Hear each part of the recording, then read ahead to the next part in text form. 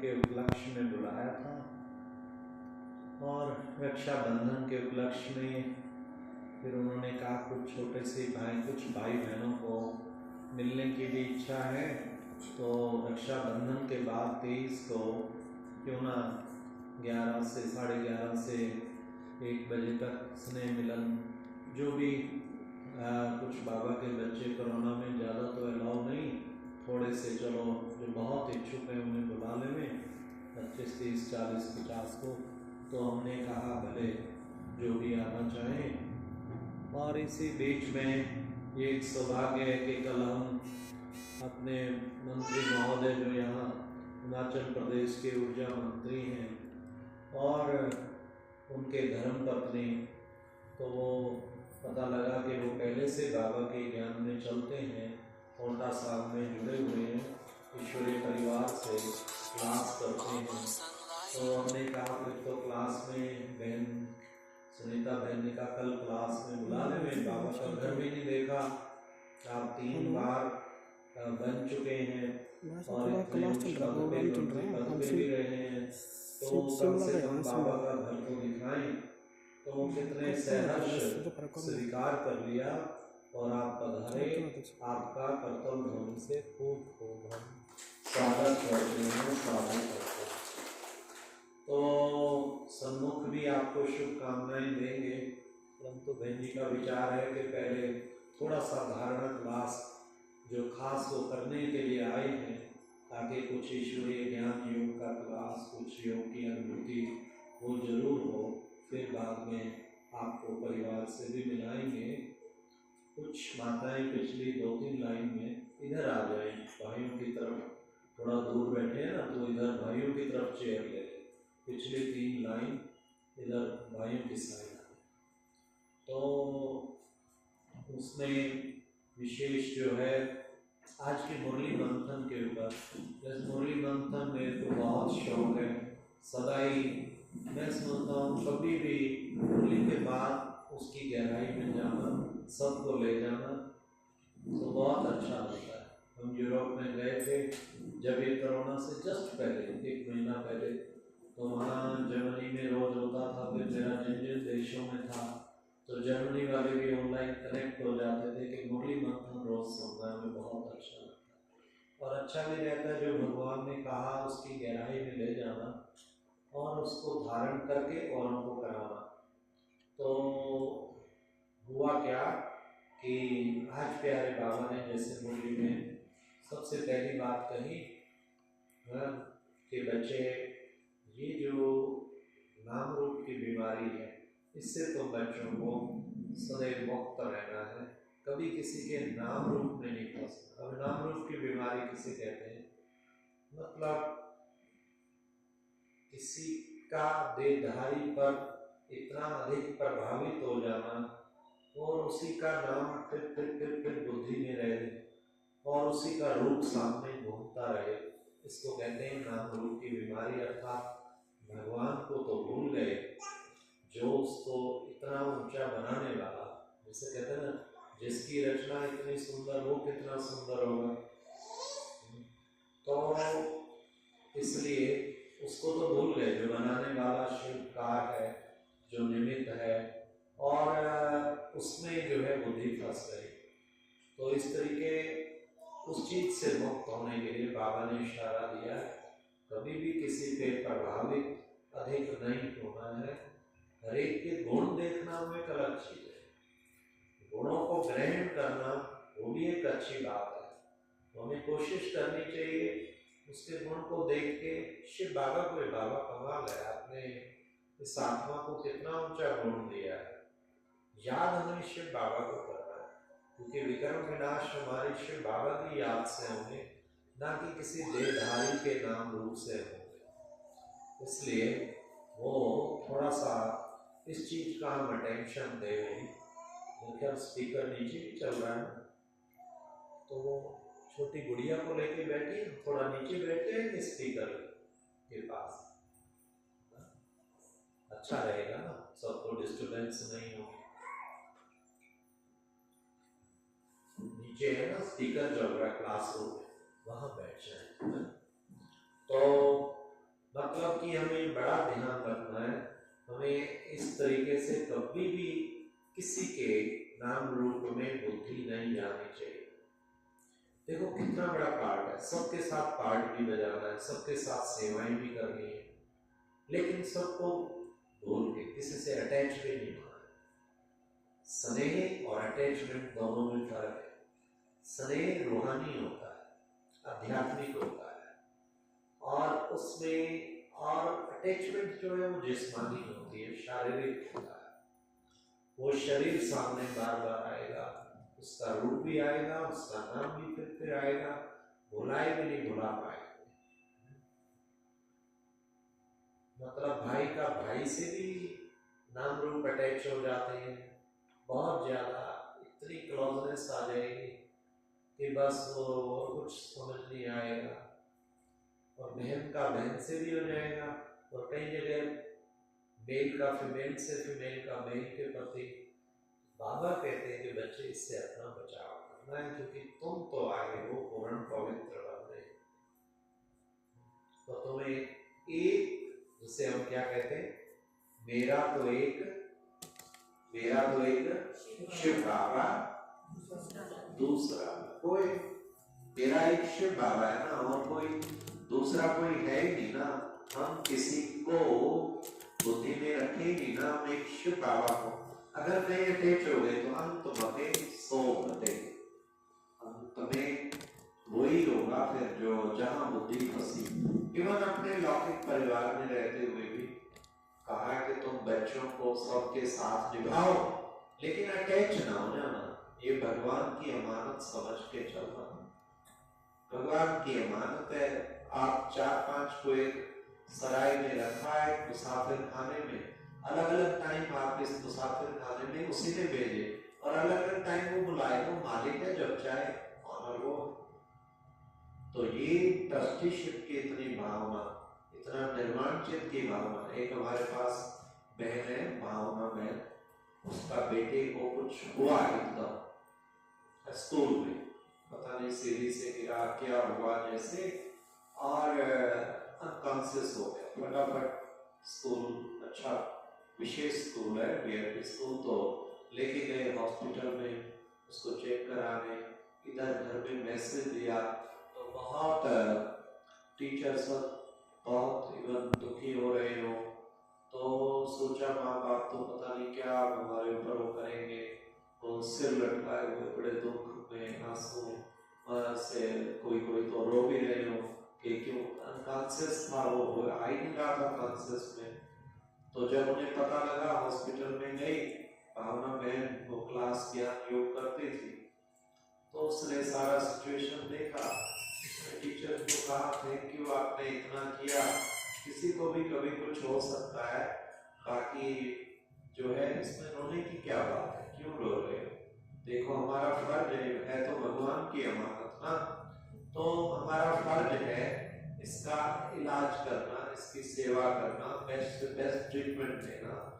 ये तो भगवान शिक्षा देते हैं कि जो रचना रची है उनको संभालना तुम्हारा फर्ज। लेकिन दुखी होना, आंसू बहाना, या उस बहुत तड़पना, ये तो भगवान ने ड्यूटी नहीं दी है। और ये करेंगे तो उस आत्मा को भी वाइब्रेशन पहुंचेगा, इसलिए इससे जो है जरूर मुक्त रहना है। तो हैरान हो गए वो, तो अरे माँ, तो सोचा था वो तो इतना विलाप करेगी, इतना कुछ करेगी, बिल्कुल भी वो तो मतलब नहीं वो निकट भी कुछ आ जाए तो कितना हमें भी बुरा भला कहेगी, लेकिन माँ ऐसे हो गया, उसको बिल्कुल सब कुछ शांत किया। और वो 2 दिन के बाद कॉन्शियस में आया, तो हमें भी पता लगा, अपने भावना बहन से पूछा जब क्लास में आई कि तुम्हारा एक भी संकल्प नहीं चला कि बेचारा का शरीर छूट गया, क्या हो, कहती नहीं चला, सेवा कर रहे थे तो, लेकिन हमने कहा नहीं कमाल है, हमने कहा तुमने ऐसी स्थिति कैसे बनाई, एक माँ के लिए ऐसी स्थिति बनाना तो बहुत बड़ी बात है। तो उसने बताया कि जब जब बाबा कहते थे ना कि बच्चे आगे चल के ऐसे ऐसे सीन आएंगे जो तुम्हारे सामने कोई कोई इस तरीके से तुम्हारे भी सगे संबंधी बच्चे शरीर छोड़ेंगे, बच्चे भी सब तुम्हारे आगे को जाएंगे, क्योंकि लास्ट टाइम में वहां विनाश का और आगे नई दुनिया आनी है। तो कहते हुए विजुलाइज करते थे कि मेरा अगर ये टेस्ट हो जाए, कोई सारी उम्र साथ परम धाम में ना पति ने जाना ना बच्चों ने, तो मैंने सोचा अगर मान लो मेरे सामने मेरे पति का मेरे से अलग हो जाता, आखिर तो एक दिन इसका एंड आएगा, तो क्या मेरी स्टेज हिल तो नहीं जाएगी? ऐसा तो नहीं मैं विलाप करूंगी और उस वक्त मुझे ज्ञान कितना समृद्धि में रहेगा, बच्चे मेरे से बिछुड़ जाएं या वो अलग हो जाए, किसी का कभी मैं वो तो नहीं हो जाऊंगा। कहती मैंने प्रैक्टिस बिल्कुल पक्की की हुई कि मैं बिल्कुल नहीं हिलूंगी और मैं बिल्कुल पक्की रहूंगी, ऐसा उसने वो बताया। तो देखो कितना उस आत्मा को वो किया हुआ अभ्यास टाइम पे काम आया। ये नहीं कि फिर बच्चों का केयर नहीं कर रही, बच्चे बहुत अच्छे पदों पर पहुंचा दिए उसने और अच्छी पढ़ाई में पढ़ के उन्हें अच्छे अच्छे स्थानों पे। लेकिन जहाँ तक स्थिति की बात है, वो डिटैच ऑब्जर्वर जिसे कहते हैं, हमें किसी में भी अटैच नहीं हो जाना बहुत ज्यादा, क्योंकि जैसे श्रीमद् भगवत गीता में भी कहा सारे दुखों का कारण क्या है? क्या है? अटैचमेंट। मनुष्य के दुखों का कारण अटैचमेंट। जहां जहां अटैच हुआ ना, वहां से जब उसको छूटना पड़ता है तो उसका बड़ा मुश्किल होता है। तो ये अटैचमेंट हमारी कहीं भी ना हो, ये हमें ध्यान रखना है। आज की मुरली के अनुसार फिर बाबा ने आज की मुरली में फिर भी आप में से मैं पूछना चाहूंगा, ऐसी जिसकी ऐसी स्थिति हो कि मेरी नष्टो मोहा स्थिति, मैं सब सेवा भी कर रही हूँ, सब कुछ कर रहा हूँ, लेकिन मेरी नष्टो मोहा स्थिति है, जरा हाथ खड़ा करो।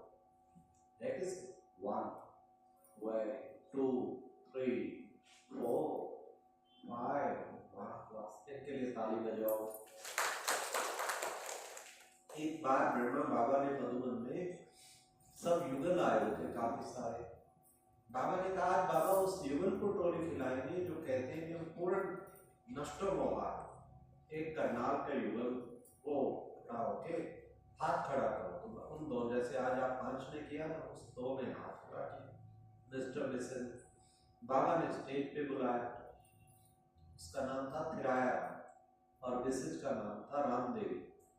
तो बाबा ने रामदेवी से पूछा, बच्ची थिराया राम बच्चे, कल को ये बच्ची शरीर छोड़ जाए, तुझे आंसू नहीं आएगा?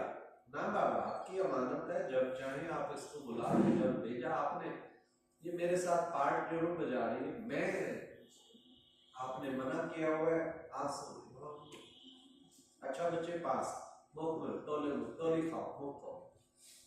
बच्ची ये कल को शरीर छोड़ जाए, तुझे आंसू तो नहीं आएगा? ना बाबा, मुझे क्यों आएगा? इसका अपना हिसाब किताब, इसकी अपनी जर्नी, मेरी अपनी जर्नी।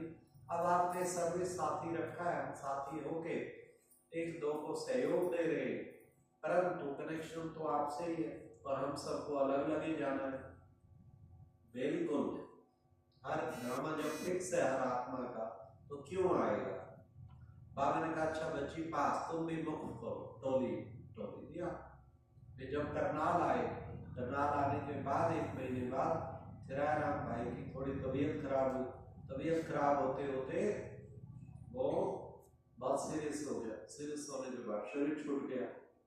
अब यंग कपल था और अच्छा रेप्यूटेड था, इतने लोग दौड़ करते, रिश्तेदार सब आए और रामदेव बहन सबको कंठ से लगा, देखो भगवान का संतान थी, भगवान का बच्चा था, हमें उसे शांति पूर्वक विदाई देना है। जितना हम तड़पेंगे रोएंगे उतना वो आत्मा भी तड़पेगी। अरे इतना कमाल किया, सारे हैरान कि वाइफ है कौन है, कमाल हो गए, इतनी ज्ञान की शक्ति इसमें कैसे आ गई, ये तो बहुत मुश्किल है। तो बिल्कुल उसने आंसू नहीं बहाया, कमाल हो गई देखो। हाँ, तो फिर उसके बाद वहाँ की टीचर बहन थी पुष्पा बहन, तो पुष्पा बहन ने बाबा को लिख के भेजा, बाबा आपने जिस युगल की परीक्षा ली थी सचमुच उन पे परीक्षा आई और वो बच्ची फुल पास में दाना रो गए और एक भी आंसू नहीं बहा है। तो बाबा ने कहा बच्ची, बाबा ने पत्र लिखा, बच्ची बाबा को तो पता था ये परीक्षा आने वाली है, तो बच्चों को पहले रिहर्सल कराई, तो बच्ची पास हुई तो बाबा टोली का डब्बा भेज रहा है, ये बच्ची को जो है टोली का डब्बा देना। तो देखो कितनी बड़ी स्थिति है। कहने को तो कह देते हैं हम, मोह विकार, काम विकार, क्रोध विकार, लोभ विकार है, इन्हें जीतो। Practically it is not easy. अधिकतर तो समझते ही नहीं और सोचते हैं कि ये जीतना तो मुश्किल है, बहुत मुश्किल है, कौन जीत पाया जी। पहले ही नेगेटिव सोच शुरू कर देते। और हमने तो हजारों लाखों भाई बहनों को देखा है जिन्होंने इन विकारों पर विजय प्राप्त की, इसलिए हमें इस तरीके से विजय प्राप्त करनी है। जो बाबा ने आज पवित्रता की बात की कि कहीं भी तुम्हारी बुद्धि नाम रूप में ना फंसे, तो वो भी हमें अपना ध्यान रखना है, क्योंकि मन प्योर होगा तभी आपका योग लगेगा। बाबा ने आज का याद का घृत पड़ेगा। तो अब आप ये देखिए कि हम बड़ा टेंशन, पवित्रता आंखों की भी चाहिए ना, आंखों की पवित्रता घर में बैठे टीवी पे अश्लील फिल्में अगर हम देख रहे हैं तो ये भी एक आंखों की अपवित्रता। साइकोलॉजी ये कहती है जो भी आप देखेंगे, जो भी आप सुनेंगे, आप चाहें या ना चाहें, उसका असर आप पर पड़ेगा ही पड़ेगा। इसलिए हमें कोशिश करनी चाहिए कभी भी अपने मन को बुरे संग से बचा के रखना चाहिए। जो एक कहावत है ना बुरा देखो, ना बुरा सुनो, ना बुरा बोलो, ना बुरा, बाबा ने दो और जोड़े, कौन से? पहले से ना 3 बंदर ना ही, ना बुरा बोलो, ना बुरा देखो, ना बुरा सुनो, है ना, ये 3 थे, बोलो, देखो, सुनो। अभी 2 बाबा ने और जोड़े, वो कौन से? ना बुरा सुनो, ना बुरा करो। हाँ, तीसरा ना बुरा सोचो, ना बुरा करो, और फिर ना बुरा सोचो। लास्ट वाला ही बेस है। सबसे पहले सोच चलती है, फिर कर्म आता है, फिर मुख से वाणी आती है। तो सोच ही अगर वहीं पर तो ब्रेक लग जाए, सोचना ही नहीं मुझे। वैसे तो सबका आपस कनेक्टेड है, कई बार कोई देखता है तब सोच चल पड़ता है। किसी व्यक्ति ने देखा, आंखों ने देखा, क्या देखा? आम कितने अच्छे इस बगीचे में लगे हुए, अरे वाह कितने सुंदर सुंदर आम। देखा किसने? आंखों। उसके बाद वो गया लपक के, अरे इनको तो तोड़ दो, ठीक है। सोचा किसने? मन। अच्छा फिर इनको तोड़ लो, तोड़ा किसने? पाप कर्म किसने किया? तोड़, चोरी का वो हाथों में तोड़ दिया। फिर उसके बाद आके उसे खाया, बड़ा अच्छा खाया किसने? मुख ने। देखा आंखों ने, तोड़ा हाथों ने, और खाया मुख ने। तो खाने लगा वही बगीचे के पास, खा रहा था, इतने मालिक ने देख लिया कहीं, वो आया दौड़ा हुआ, उसने आके उसकी पीठ पे डंडा लगाया। डंडा किसने खाया? पीठ में। तोड़ा तो देखा किसने? आंखों ने। हाथ कर्मेंद्री ने धोखा दिया, और फिर हाथ कर्मेंद्री ने पाप कर्म किया, उसने तोड़ा। और फिर जो है मुख कर्मेंद्री ने लप लप लप लालचवश खाया। और डंडे किसने खाए? पीठ में क्या कसूर किया? पेट में गाता हो। आप फिर और आगे सुनिए, पीठ में डंडा लगा, पीठ में, और जब डंडे लगे 2-3 बड़े जोर से, फिर क्या हुआ? फिर आंसू आया। कहां से शुरू हुआ था? आंख से, और लास्ट कहां भुगतना पड़ा? आंखों को ही भुगतना पड़ा। ये सर्कल है, साइकिल जो है कोई किसी को रोक नहीं सकता ना। तो बाबा तब कहते बच्चे सब कर्मेंद्रियों पे, आज भी मुरली में आया ना, तुम्हारी कर्मेंद्रियां शीतल तब होंगी बच्चे जब तुम योगी बनेंगे, तुम सच्चे योगी बन जाएंगे, तो तुम्हारी सब कर्मेंद्रियां शीतल हो जाएंगी, तुम्हारी कर्मेंद्रियां कंट्रोल में हो जाएंगी। तो हमें सब कर्मेंद्रियों का राजा बनना है।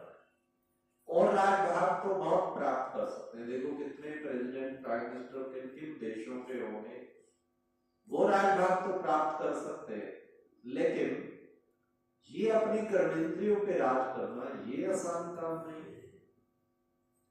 एक बार नेट में कोई मैसेज दिखा रहा था कि एक देश का प्रेसिडेंट, किस देश के प्रेसिडेंट, प्राइम मिनिस्टर क्या क्या खाते हैं, तो उसमें नेचुरल मांसाहार और ये शराब आदि तो सेवन एक कॉमन बात सी है, लेकिन इसके अलावा भी क्या क्या है, तो एक प्रेसिडेंट का दिखाया तो मनुष्य का भी मांस खाता है।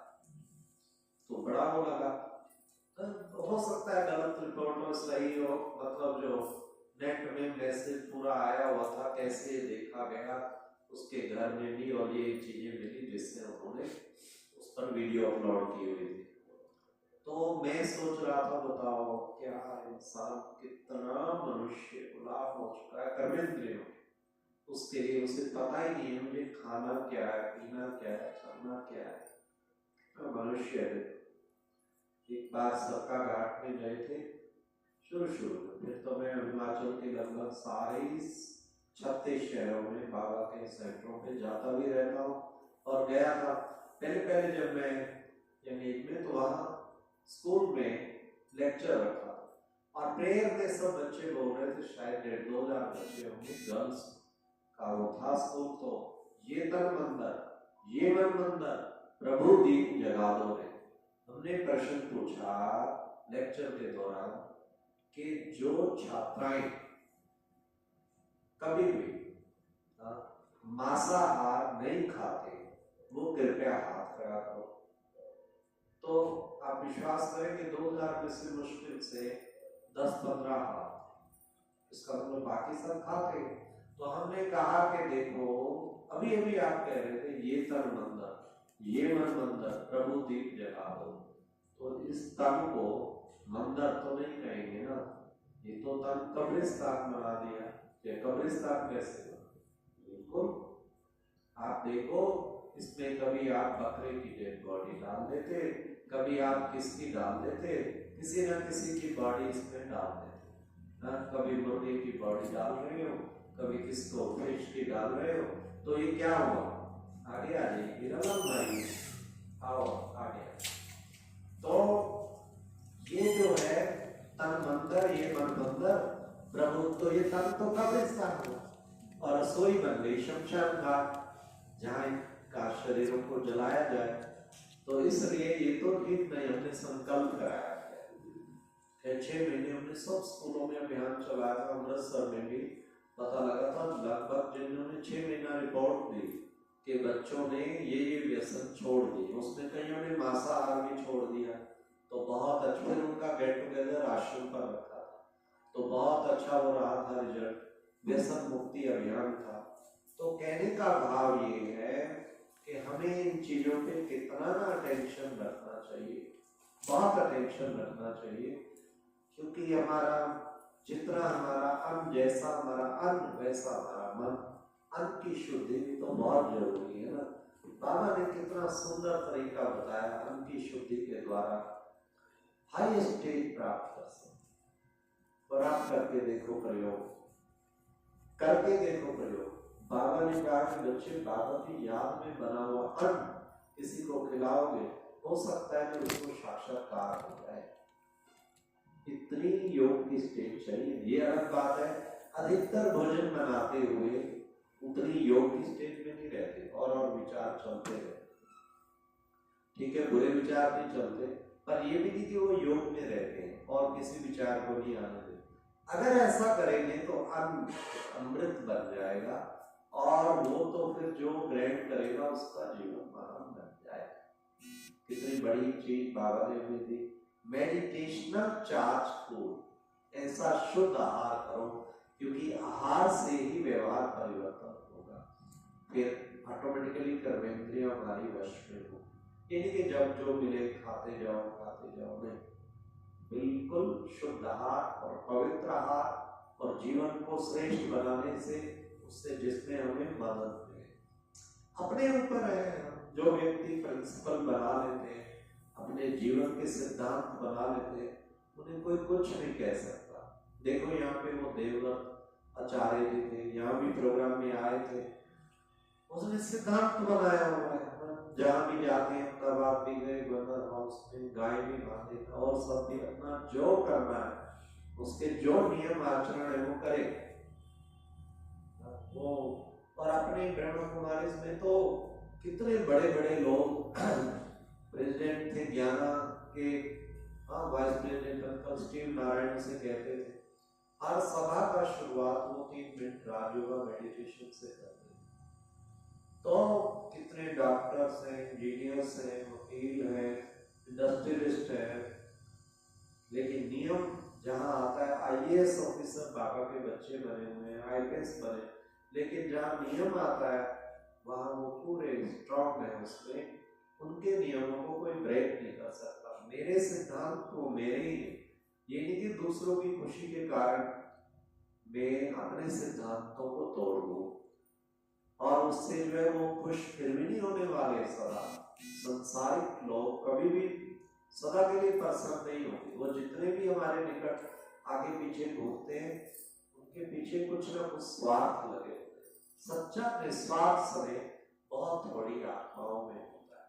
आज बाबा ने यही कहा ना सरोवर में, क्या निस्वार्थ स्नेह और निस्वार्थ सेवा, ये 2 चीजें बताई ना, तो ये कितनी इंपॉर्टेंट है। और विशेष अमृत वेले, बाबा ने अमृत वेले पे बहुत ध्यान खिंचाया। अमृत वेला बड़ा जरूरी है, अमृत वेला शक्तिशाली हो, अमृत वेला फाउंडेशन वेला है। आप में से जिन्होंने आज 4 से पौने 5 योग किया, वो जरा हाथ खड़ा करो। अच्छा, मेजॉरिटी ने किया, वेरी गुड। तो ये कभी मिस ना, इसको कहते हैं वरदानी वेला। इस वक्त वरदान मिलते हैं बाबा से। जो इस वक्त सही कनेक्शन जोड़ के बैठता है, उसका तो इतना बढ़िया भाग्य है, उसकी जीवन रेखा इतनी सुंदर लिखी जाती है, उसके रास्ते के सारे विघ्न समाप्त हो जाते हैं और उसको तो वरदान ही वरदान प्राप्त होते जाते हैं। तो हम नाम ही देखो कितना सुंदर है, अमृत वेला। गुरु ग्रंथ साहिब में कहा अमृत वेला सच नाम बढ़ियाई विचार। अमृत वेला तो ऐसा उसके सच्चे का परमात्मा का नाम लेके उसके दिल से गुणगान कर। इस कोरोना पीरियड में मैं 4 बजे तो हमेशा ही करता था, कभी मिस नहीं करता था, 3:30 उठ के।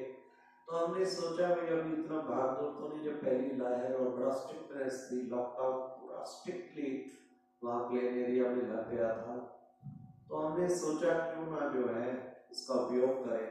तो बाबा कहते हैं early to bed early to, जल्दी बच्चे सो जल्दी उठो। दुनिया में भी कहते हैं early to bed early to rise, make say man healthy wealthy and wise.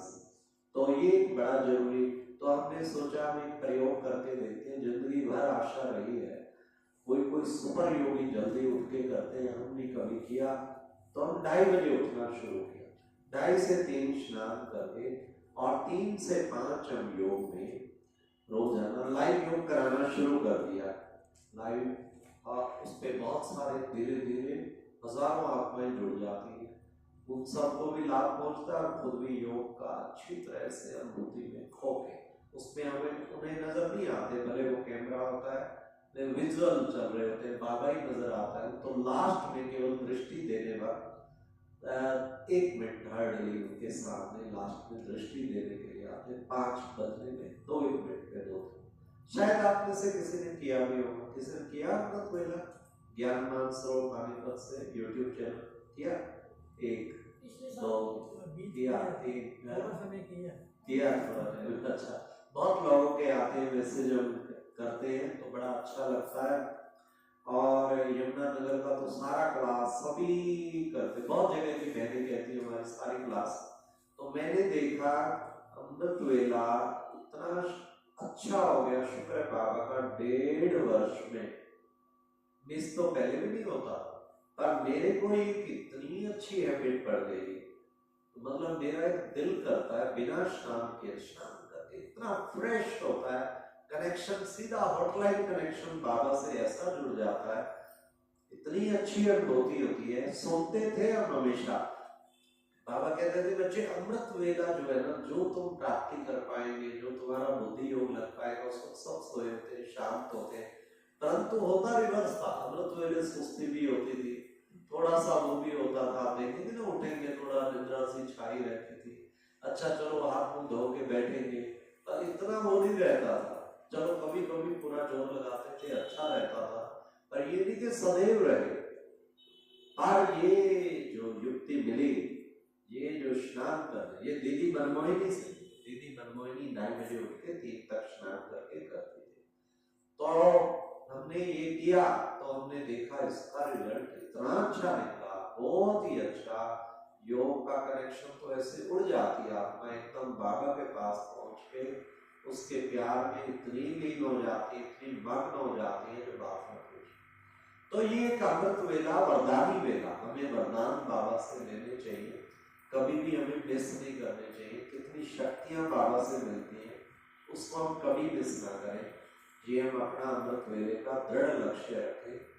हाँ, मैं ये नहीं कहूँगा, देखो हमने तो अंदर लक्ष्य रखा हुआ, सारे वर्ल्ड में टॉप आना, 12 लाख भाई बहने हैं, उन्हीं में भी टॉप, बिल्कुल नंबर 1, किसी चीज की कमी ना हो, कोई विकार का एक संकल्प भी ना, पूर्ण शुद्ध पवित्र आत्मा, बिल्कुल भगवान के समान बन जाए। अब आप कहेंगे हम तो गृहस्थी लोग, इतना लंबा ऊंचा लक्ष्य तो नहीं रखा जा सकता, तो मैं भी आपको इतना ऊंचा नहीं देता हूँ, आप इतना ही कर लो, श्रीमद पालना हो, 3:30 उठो, चलो 4 बजे तक स्नान करके बैठो। अच्छा, किसी से ये भी नहीं किया जाता, फिर चलो पर 4 से 4:45 मिस नहीं करो, 4:45 उठ के अच्छी तरह थोड़ा सा आंखों को धुलाई करो, चाहे आपको दूसरी बार स्नान करना पड़े, मैं आपको बताऊं, 5 मिनट शावर ले लेंगे ना, इतने फ्रेश फील करेंगे, हल्का सा शावर, आप देखना उसके बाद योग का कितना मजा। 4:45 बजे उठ के आप 4 बजे रेडी हो, बहुत ही आनंद आएगा। और योग में, क्योंकि सुस्ती सबसे बड़ा विघ्न होता है, सुस्ती निकट नहीं आएगी उसके बाद। और फिर मन को लक्ष्य दिया हो, मैंने क्या करना। एक तो योग की बात बाबा ने जो कही अमृत वेले की, इस पर हमें पूरा पूरा ध्यान। दूसरा बाबा ने कहा ज्ञान का डांस करना है, तुम बच्चों को, तुम रूप बसो, तो बच्चे तुम्हें ज्ञान का डांस करना है, माना ज्ञान रतन बुद्धि में इतने घूमते रहे। तो मैंने क्या किया इस लॉकडाउन में, दूसरी उपलब्धि क्या हुई, हमने अव्यक्त वाणियां नहीं सुनी, हम आए 70 में नहीं आए, 70 से पहले की नहीं सुनी, तो हमने कहा हमारा कोर्स तो मिस हो गया, बहुत हमें ख्याल होता था 69 से अव्यक्त वाणियां चली। तो हमने क्या किया, YouTube पे श्रीमद् भगवत गीता के आधार पर साप्ताहिक कोर्स का आयोजन किया।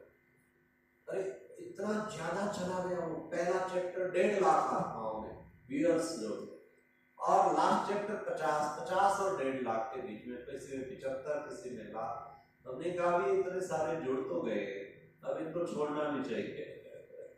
अच्छी तरफ जोड़ना तो आसान काम है, छोड़ना तो आसान काम है, लेकिन जोड़ना मुश्किल होता है। ये जुड़ गए, तो हमने कहा इनको अव्यक्त वाणी सुनाई। तो यही महीना, यही दिन, पिछले साल 24 अगस्त से अव्यक्त वाणी शुरू, और अव्यक्त वाणी 69 से शुरू की, लगभग 40-50 अव्यक्त वाणियां, डेली एक अव्यक्त वाणी 12 मिनट में, 12-13 मिनट में सुना दो। तो उससे लगभग आज तक भी 25-30 हजार आत्माएं जुड़ी हुई है, तब 1 साल से। वो बड़े बड़े दादी रतन मोहिनी जी को भी मिलने गए, तो कहने लगी उनकी ब्राह्मणी के दादी और हम सब रोज सुबह 5:30 बजे अव्यक्त वाणी से ऐसे बहुत हमें पता लगा, तो हमें भी बहुत अच्छा लगा। मेन चीज बाकियों को तो हुआ, अपने को भी बहुत फायदा हुआ। हमने क्या किया, हर अव्यक्त वाणी से एक बड़ी अच्छी पॉइंट, तो ब्रह्मास्त्र का काम कर, तो समझो 50 अव्यक्त वाणी तो 50 के लिए 50 में से भी फिर 21 जो शास्त्रों में कहा ना, ब्रह्मास्त्र छोड़ाओ, दुश्मन खत्म, तो माया के सारे विघ्न खत्म हो जाए, ऐसे ऐसे महावाक्य। तो हमने वो महावाक्य 21 हर वर्ष से निकाले, जिसको हम लिखते हैं कि अव्यक्त मुरलियों से निकला हुआ मक्खन। इतना उसका क्रेज चारों फैला कि जब भी ना आवे कि हमें वो मक्खन जरूर भेजो, और वो पॉइंट फिर एकत्रित कर ली, और वो फिर हमने याद करना, जो बाबा ने कहा ना ज्ञान का डांस करो, वो सारी हमने याद कर ली। और उसका रिजल्ट ये हुआ, जब चाहो बुद्धि में, कहीं चलते हुए आप जा रहे हैं, कहीं कुछ, चाहे आप स्नान कर रहे हैं, चाहे आप खाना खा रहे हैं, आप इनको बस एक बार स्विच ऑफ करना है, वो पॉइंट बुद्धि में घूमनी शुरू कर देती है, और उससे योग इतना अच्छा लगता है, फिर योग युक्त अवस्था बन जाती है। तो ये थी सारी इसकी कि हमारी किस तरीके से हम अपनी अच्छी अवस्था, जो ज्ञान योग का डांस बाबा ने कहा, इस तरीके हम ज्ञान योग का डांस कर सकते हैं। आज बाबा ने कहा सर्विस सर्विस सर्विस, सर्विसेबल बच्चे बाबा को बहुत प्यारे लगते हैं, तो हमें सेवा का अंदर भावना रखनी है, विश्व की आत्माओं का कल्याण हो, ये अंदर भावना रखनी है, उससे हमारा जीवन श्रेष्ठ बनेगा, औरों को भी श्रेष्ठ बनेगा। तो इस तरीके से हम दृढ़ लक्ष्य रखें, योग का शौक रखें, थोड़ा टाइम भी करें, कितना भी टाइम करें, लेकिन कुछ टाइम निकाल के जरूर करें, और उससे बाबा के साथ अच्छी बुद्धि योग लगाएं। फिर भी योग के बड़े अच्छे अच्छे तरीके सहज में बताते हैं। नंबर 1, हमेशा समझो कंबाइंड है, बाबा और मैं कंबाइंड, मैं आत्मा और बाबा शिव, बाबा ज्योति बिंदु, हम इकट्ठे, दुनिया की कोई ताकत हमें अलग कर नहीं सकती। Walking together, talking together, eating together, every time together, हर वक्त उसको भी विजुअलाइज करो, खुद आत्मा को भी करो, मैं ज्योति बिंदु आत्मा इस शरीर के माध्यम से बोल रही हूँ, साथ में शिव बाबा भी। जब आप ये कंबाइंड की स्थिति में होंगे, आपका योग इतना सहज हो जाएगा कि मेरे साथ कौन है, 1000 भुजाधारी, स्वयं सर्वशक्तिमान, तो मुझे डरने की क्या बात है, वो संभालेगा ना, उसने जिम्मेवारी ली है ना, वो कहता मैं जिम्मेवार हूं। तो कितना सुंदर उससे योग लग जाता है, सही कनेक्शन में।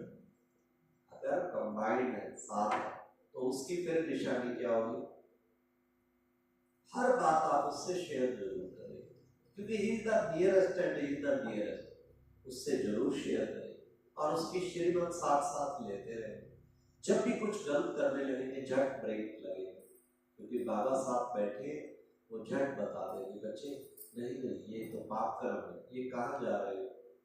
तो कितना संभाल हमारी होगी, केयर हमारी कितनी होगी। एक तो कंबाइंड समझ, दूसरा कभी भी कर्म करते हुए शिव बाबा जो भूल जाता है, कर्म करते हुए अगर ये याद रखें, कर्म करावनहार शिव बाबा है, मैं तो केवल निमित्त माध्यम हूँ, कर्म करावनहार शिव बाबा है, वो मेरे द्वारा कर रहा है, मैं केवल निमित्त हूँ, माध्यम हूँ। ये बात याद रखेंगे, इतना अच्छा योग करें। एक तो अभिमान नहीं आएगा। कहते एक बच्चा धर्मराज दरबार में पहुंचा, बाबा मैंने ये किया, क्या किया, ये सेवा की, इतनी प्रदर्शनी लगाई, इतने सेंटर खोले, इतना धन लगाया, इतना सब कुछ किया, इतना। बच्चे वो तो मैंने किया, तुमने क्या किया? कर्म करावनहार कौन है? बाबा। और बाबा की शक्ति के बिना तो कोई कुछ कर नहीं सकता। एक अव्यक्त मुरली में आया था, जो भी तुम श्रेष्ठ कर्म करते हो ना, तुम्हारा 5% एफर्ट होता है, 95% तो बाबा का ही होता है। 95% बाबा। बताओ फिर मनुष्य अभिमान किस चीज का करे? कल देखो, ये बाबा का फ्लैट कहेंगे ना, कल देखो हम तो गए थे महेंद्र जी मिनिस्टर जी को मिलने के लिए, बाबा का प्लान कुछ और था, उनके पास बैठे थे भ्राता श्री हमारे सुखराम भ्राता जी मंत्री जी, और इनसे परिचय उन्होंने कराया, उनको अच्छी तरह, वो बड़े समय बाद मिले, बहुत खुश हुए, इनसे रूट वहां हुई। लास्ट में निकले इकट्ठे, तो कहा कि घर में भी मिलते जाओ, वो भी आए बाबा की बच्चियां, तो हम मिले और इतना अच्छा लगा, हमने निमंत्रण दिया, तो आप पधार गए, हमने फिर महेंद्र जी को फोन किया, वो आ रहे हैं, आप भी आ जाओ, ब्रह्मा भोज भी थोड़ा स्वीकार करना। कहते ना भाई मेरे तो बहुत काम है इससे। और देखो किस बाबा का किसका प्लान है, कौन कराता है, कौन किसको भाग्य देता है। यहाँ पैर पड़ना भी भाग्य की निशानी है, नहीं तो बीच में काफी सारे काम पड़ जाएंगे, विघ्न पड़ जाएंगे कुछ और ये कैसे देखो बाबा ने लिया है, काम तो इनको भी बहुत थे, पर वो टाइम मैनेजमेंट वाले कहते हैं time is no issue, it is only the issue of priority management. जिस चीज को मनुष्य की महत्ता होती है उसके लिए उसको टाइम निकालना सहज होता है। प्रायोरिटी किस चीज को देता है, ये चीज तो एक कर्म करावनहार, ये हमेशा अभिमान नहीं आ रहा, ईगो खत्म। जब भी कोई कितनी महिमा करे आपकी, आप अंदर से कहते रहो बाबा किया तो आपने, खाम खा नाम मेरा कर रहे हैं, तो मैंने थोड़ी ऐसा किया है, ये तो आप ही कर्म करावनहार है, आप प्रत्यक्ष मेरे को कर रहे हैं। हर जगह स्वीकार भी करनी चाहिए, महिमा स्वीकार की तो डाउन आ जाएगी, महिमा कभी स्वीकार नहीं करते। महिमा की जो प्लेट मिले ना उसका बहुत सीधा बाबा को चढ़ा दो। देखते हो कई जगह पुजारी बैठा होता है, झट गणेश जो देता जाएगा झट गणेश जी पे। तो हमें भी यही करना है, जो भी हमें महिमा अप्रिशिएशन मिले बाबा वही करा रहा है, वो हम तो निमित्त। हमारे में क्या शक्ति, हमें ज्ञान का क्या भी नहीं पता था, तूने तो सिखाया, तूने बिठाया, तूने सब कुछ किया। इतनी अच्छी योग की अवस्था बन जाती है। और बाबा कैसे कर रहा है, मुझ आत्मा के द्वारा, बाबा इससे आत्मा भी याद रहती है करण कराम हार से, और बाबा भी याद रहता है। तीसरा, अगर आप बाबा के साथ निरंतर योग चाहते हो, दिल से बाबा के गुणगान करो। गुणगान करो मतलब कहते हैं, एक बार बाबा की मुरली में आता, बच्चे दिल से बाबा की बड़ाई करेंगे ना तो माया लड़ाई करना बंद कर देगी। लेकिन हम दिल से बाबा के गुणगान from the depth of heart check करो। अच्छा 1 घंटा फिक्स करो कि 1 घंटा मैंने बाबा के गुणगान गाने। आप देखना नहीं गा पाओगे, बीच में पता नहीं क्या क्या बातें याद आ जाएंगी, कुछ ऑफिस की, कुछ घर बार की, कुछ 1 घंटा में मैं उसके गुण नहीं गा सकते।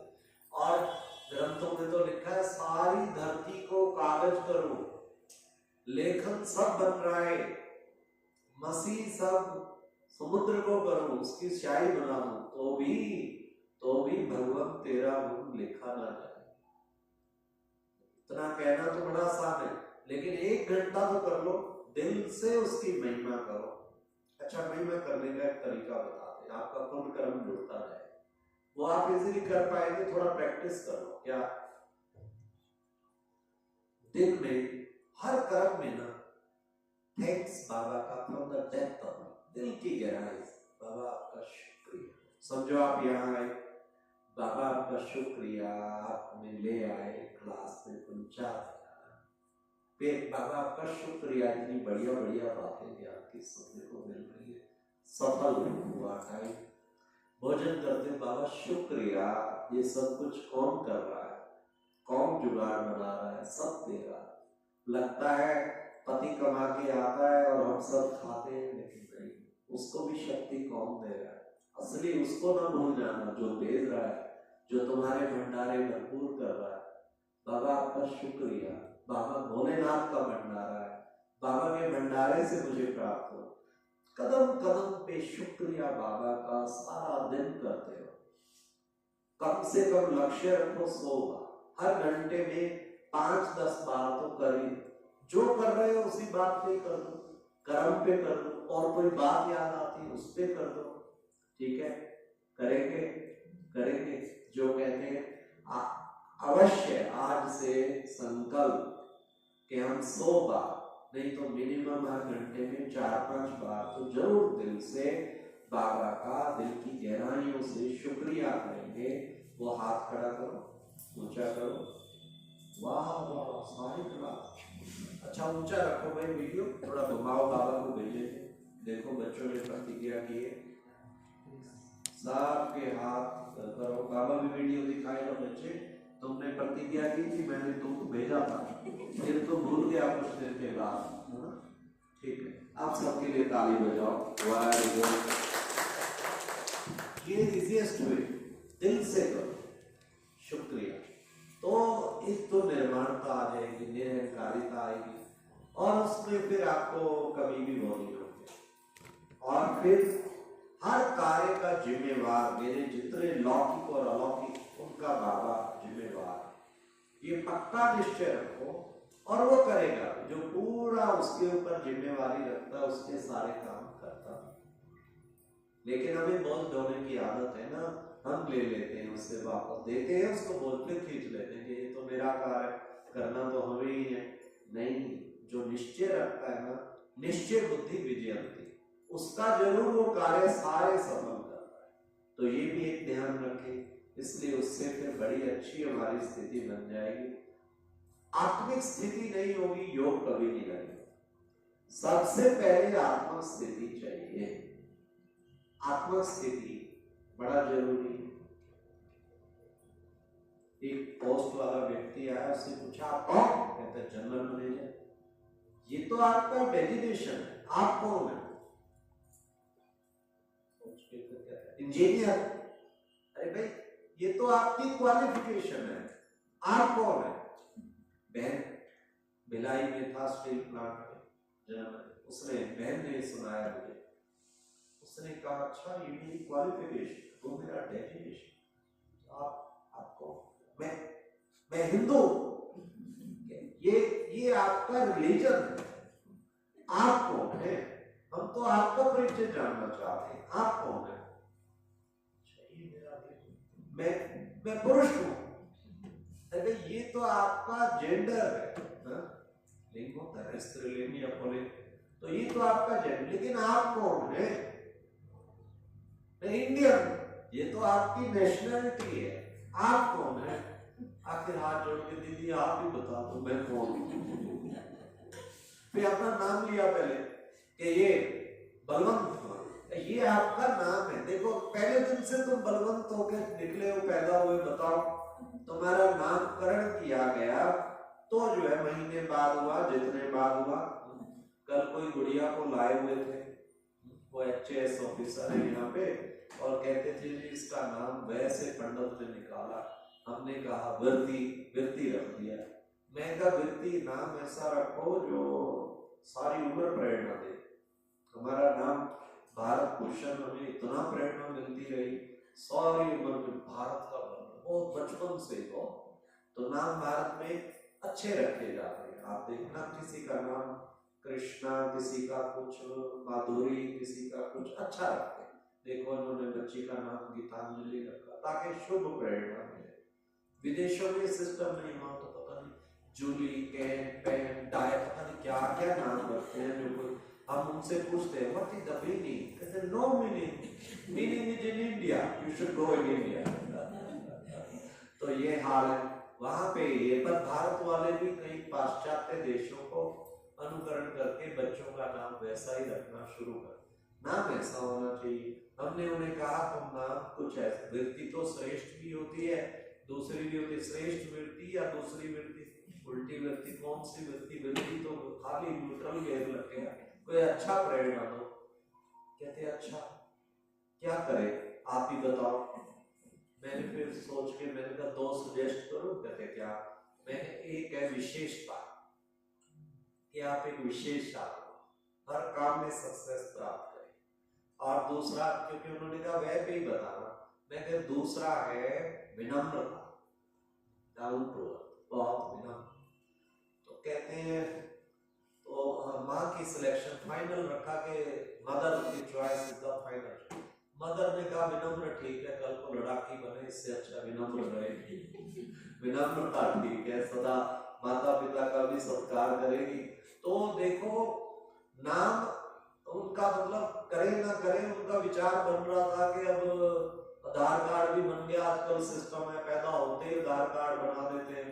अब साल हो गया, क्या करे, अब नाम तो चेंज कर ले, या करे कैसे करे, दिल तो कर गया मदर का कि नाम चेंज कर दे। फिर वो कहते हैं अच्छा विचार करते हैं, इस पे लिखा रहे, उस पे सर्टिफिकेट पे हम विनम्रता इसको बुलाए, तो इसलिए करके समझो। तो हमने, उसने बहन ने कहा नाम तो तेरा नामकरण किया गया, बाद में आप कौन है, आपका नाम है, आपका नाम, आपका डेजिग्नेशन, आपका ये। फिर जब उसने पूछा दीदी आप बताओ, फिर उसने बताया आप एक चमकती हुई आत्मा, ज्योति बिंदु। ये आत्मा जो आप दे रही, मैं जन्म ले जाऊं, आत्मा, आत्मा तो आत्मा ही है ना भाई, भाई है सब, प्योर आत्मा है।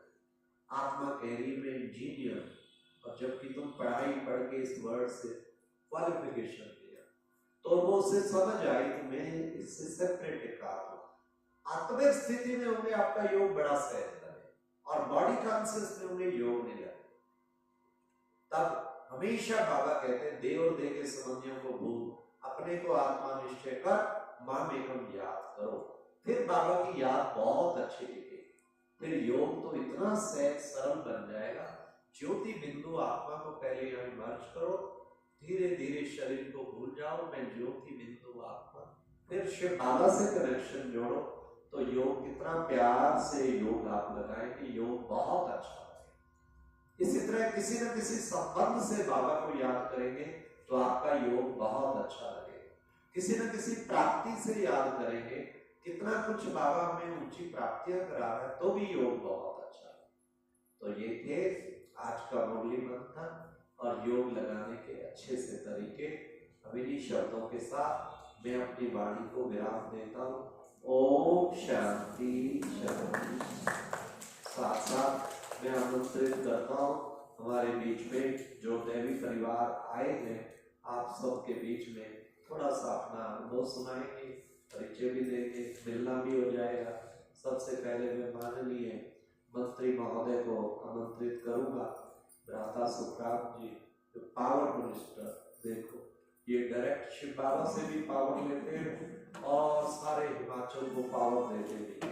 आपको बिजली मिल रही है ना, वो इन्हीं को निमित्त बना के बाबा आपको दे रहे हैं। ठीक है, मैं इनके लिए भी ताली बजाओ। साथ हमारे भ्राता संगम युग पे हीरा तो कोई कोई होता है। देखो हीरालाल भाई भी पहुंच गए। जब भी कोई विशेष सेवा होती है हीरालाल भाई जरूर पहुंच जाते हैं। हीरालाल भाई को भी आमंत्रित करूंगा, आप भी करवाएं। साथ में हमारी रजनी बहन जी जो इस वक्त संचालिका हमारे शिमला सेवा केंद्र की, उन्हें भी आमंत्रित करूंगा कि आप भी पधारें।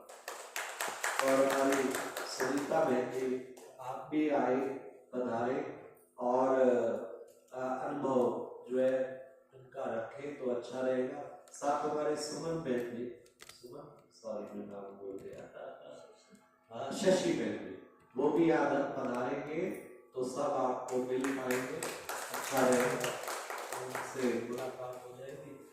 हीरालाल भाई आप इधर आएंगे, इधर सुमन बहन जी भी और नीता जी आ जाए तो मिलेंगे, अच्छा रहेगा। हाँ हीरालाल भाई इधर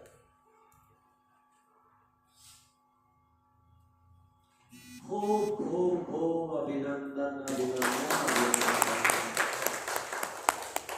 वैसे तो बड़े प्रोग्राम में बुलाना था, लेकिन हमने कहा चलो क्लास में ही सही, और आजकल कोरोना पीरियड में कम से कम हो, उन्हीं में वीआईपी को इंटरेस्ट रहता है और अच्छा भी रहता है और हिदायत भी ऐसी है, तो हमने कहा इसमें ठीक रहेगा और आराम से रश में तो ना मिलना मिलाना हो पाता ना कुछ, तो अच्छी तरह बाबा की क्लास भी कर पाएंगे।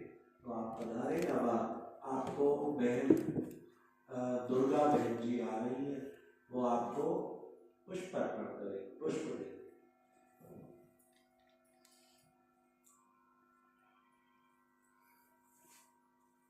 हमारे यहाँ पे बहनों के भी कितने अच्छे नाम है।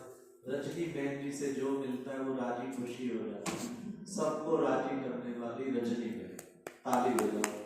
सेवा का फल देखो अरुणा बहन जी ने कि इसने इतनी निस्वार्थ सेवा की सारी उम्र, और उसका रिजल्ट फिर बाद में सभी दीदियों ने इन्हीं को ही ताज पहनाया कि भाई आप ही जिम्मेदारी संभालो। सुनीता बहन भी सदा सहयोगी रही, तो वो भी सेवा खूब संभाल रही है। तो सुनीता बहन भी कितना अच्छा नाम है, सदा श्रेष्ठ नीतियों पे चलने वाली, और आपका भाई ओम प्रकाश भी पूरा समर्पित है। सुनीता बहन के लिए भी ताली दो। अब आप हैं दुर्गा बहन, दुर्गा बहन को जो मिलता है उसके दुर्गुण सारे नष्ट हो जाते हैं। दुर्गा बहन देवियों को नमस्कार। एक हमारे यहाँ गीता बहन जी भी हैं। गीता बहन जी भी बहुत यज्ञ सेवा करती है। वो सचमुच उसको मिलते ही वो हमेशा गीता का पाठ याद करा देती है, गीता के भगवान से मिला देती है। और हमारी ऋतु बहन तो भले अपनी जॉब भी करती, साथ सेवा भी करती, परंतु हमेशा इस ज्ञान बाबा के परिवार की सचमुच बसंत ऋतु सदा खुश बहार है। तो आओ भाई, और आओ भाई, आओ किस बात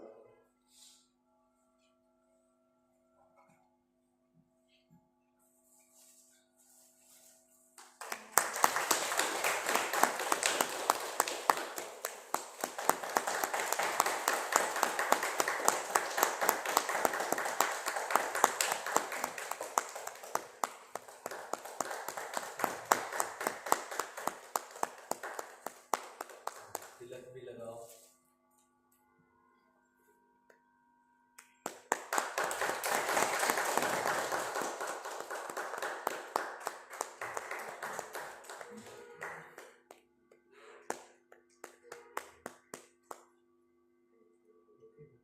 एक गुलदस्ता हीरा लाल जी को परसों से आए हैं।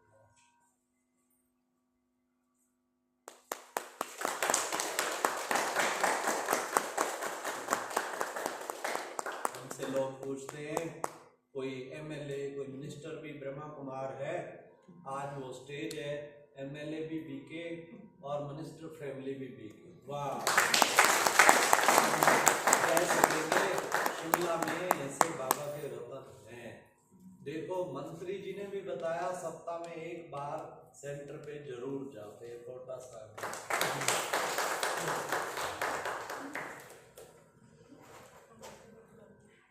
अभी हम सबके बीच में पहले मंत्री जी अपनी शुभकामनाएं देंगे और फिर हमारी शशि बहन जी वो भी अपनी शुभकामनाएं सुनाएंगी। वो तो ज्ञान में रेगुलर क्लास करने वाली और बाबा के घर मधुबन भी कई बार होके आई, तो उनके पिताजी भी जुड़े हुए थे, वो सब सुनाएंगे अपना अनुभव। पहले हम मंत्री जी को प्यारे बाबा के नूरे रत्न उन्हें कहेंगे आप अपना अनुभव शेयर करो। आप इतना आफ्टर 1 से वीक भी जाना इस पद पे होते हुए एक तरह से बाबा का लाडला बच्चा नूरे रत्न बनने वाली बात है। तो आपने क्या पाया और कितना कुछ आपको कैसा अनुभव रहता है इसमें, इस कंटेक्स्ट से आपके जीवन में क्या परिवर्तन हुआ, क्या प्राप्तियां? तो आदरणीय भ्राता सुखराम जी, माननीय मंत्री महोदय।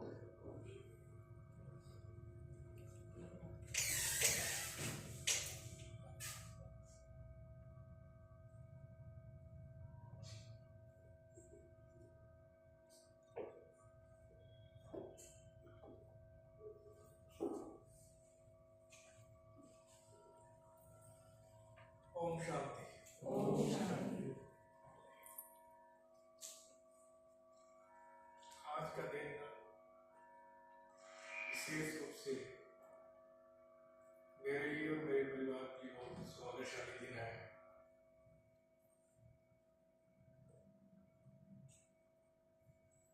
कि आज हमें बाबा जी के घर में आने का मौका मिला।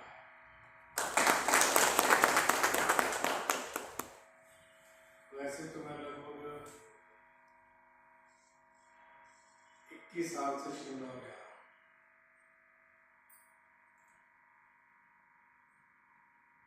कल रक्षाबंधन का पवित्र पर्व था। भाई बालभूषण जी ठाकुर महेंद्र सिंह जी के घर बहनों के साथ गए थे रक्षा बंधन के पवित्र द्वार पे। तो वहाँ मुझसे इनका मिलन हो गया। मिलन होने के बाद फिर मेरा उनका कमरा भी साथ साथ है, तो वो हमारे घर में भी इनके पवित्र चरण पड़ गए। तो आज बाबा जी का क्रिया है कि मुझे आने का सौभाग्य प्राप्त हुआ।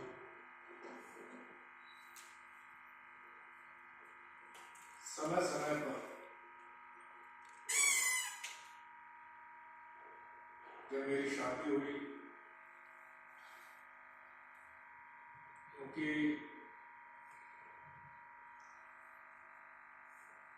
मेरी धर्मपत्नी भी, मेरे ससुर जी, सास जी सारे ज्ञान में चलते थे। तो इस बहाने मुझे भी मोटा का जो सेंटर उसमें जाने का मौका मिला।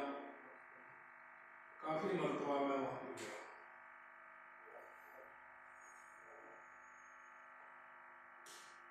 वहां पर जाने से जो दिल को शांति मिलती है, दिल को जो तसल्ली होती है,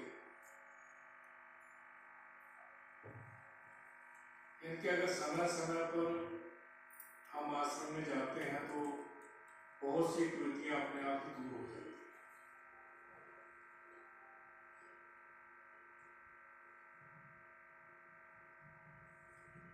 जैसे ही कभी समय मिलता है तो कोटा का आश्रम थोड़ा बड़ा बन गया। सुमन दीदी जी वहाँ पर हैं, उनका हमेशा घर में भी आना जाना रहता है। जब भी त्योहार होता है, कोई विशेष दिन होता है, हमारा भी आश्रम में समय समय पर जाना होता है। मैं तो आज के इस शुभ दिन पर केवल एक ही बात कहना चाहता हूँ। हम जो इस सभागार में बैठे दोस्त भाग्यशाली लोग,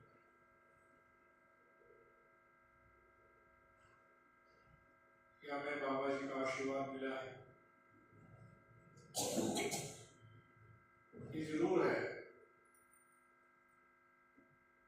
कि व्यक्ति जब किसी भी फील्ड में काम करता है तो अच्छाई का श्रेय तो अपने लिए लेने की कोशिश करता है, वो बुराई हम दूसरों के सर पे मर देते हैं। देखिए, अच्छा करने की प्रेरणा भी वहीं से मिलती है, तो बुरा करने की प्रेरणा कहाँ से मिलती है? ये अपने आप से मिलती है। इसलिए हम सब बाबा जी के बच्चे हैं, संतान हैं। हम सब लोग बहुत से गृहस्थी जीवन में रह रहे हैं। हमें समय समय पर अपना समय निकालना चाहिए। व्यक्ति की एक आदत होती है कि वो दूसरों की बुराई को बड़ी जल्दी भूलता है। इसलिए हमें एकांत में बैठकर कई बार ये बात पर मंथन करना चाहिए कि मेरे अंदर क्या कमजोरी है, मेरे अंदर क्या बुराई है, और उस बुराई को छोड़ने का हमें संकल्प भी लेना चाहिए समय समय।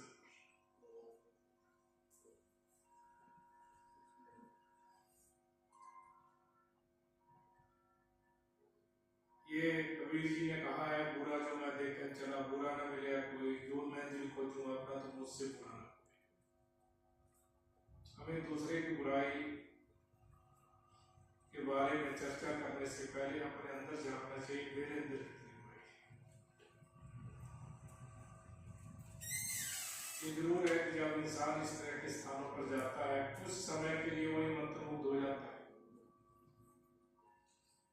हम कहीं शमशान घाट में जाते हैं, 10-5-7 मिनट के लिए हम सारी चीजों को बोलकर उसमें लग जाते हैं, दुनिया में कुछ रखा नहीं है, सभी ने यही जाना है। परंतु जब वहां से हम वापिस आते हैं तो फिर उसी दिनचर्या में फिर अपने लग जाते हैं। इसलिए समय समय पर कुछ समय हमें परमपिता परमात्मा के लिए भी निकालना चाहिए।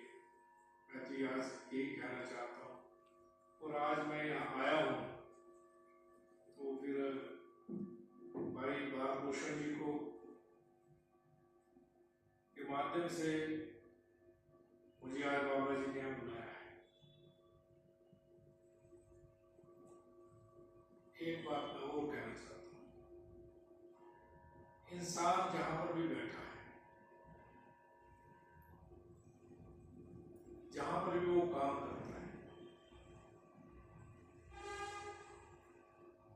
उसको कम से कम इस तरह का काम करना चाहिए, उसके काम से किसी दूसरे को दुख नुकसान ना हो। और सच्ची निष्ठा के साथ उसको अपने धर्म को कर्म को निभाना चाहिए। व्यक्ति कोई बड़ा नहीं होता, उसका किया हुआ काम बड़ा होता है। तो आज का बहुत पवित्र दिन है, रक्षाबंधन, तो उसकी मैं आप सबको बधाई देना चाहता हूँ। आज बाबा जी के घर में यहाँ आना हुआ है, ये मेरे लिए बहुत शुभ दिन है। जन्माष्टमी आ रही है, उसकी भी आप सबको मेरी ओर से शुभकामनाएं। और आप सब लोग तंदुरुस्त रहे, क्योंकि कोरोना की महामारी चली है, बहुत से लोग हमसे बिछड़ गए। अपनी सेहत का भी ध्यान रखें, पड़ोस का भी ध्यान रखें, बच्चों का भी ध्यान रखें, समाज का भी ध्यान रखें, और अपना महत्वपूर्ण योगदान जहाँ भी हम दे सकते हैं इस महामारी को सामना करने के लिए, खत्म करने के लिए, तो हम सबको देना चाहिए। ओम शांति। मेरा एक प्रश्न जरूर है कि इस ब्रह्मा कुमारी से जुड़ने से परिवार जुड़ा, आप भी जुड़े, आपको राजनीति उसमें क्या समझते हैं, कौन सी चीज का फायदा हुआ और पारिवारिक जीवन में भी क्या फायदा हुआ?